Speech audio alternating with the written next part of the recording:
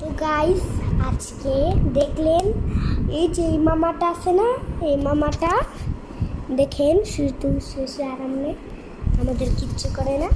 তো এটা আমি ছবি তুলছি, আমার আম্মু এখন বাচ্চারা গিয়েছে, আমাদের দেখছে না। তো ও দেখেন চশমা পরে পরে আরাম করে ঘুমাচ্ছে। তো আম্মু আসলে আমরা ওই ছবিগুলো দেখিয়ে ফেলবো। আম্মু আল্লাহ জানে কী করবে না আম্মু। তো এর বেশি ক্যামেরা আমরা নিব না, আমরা একটু ছবি তুলছি। মামা এখন ঘুমাচ্ছে, দেখো কি আমি কত সুন্দর করে ঘুমাচ্ছে। তো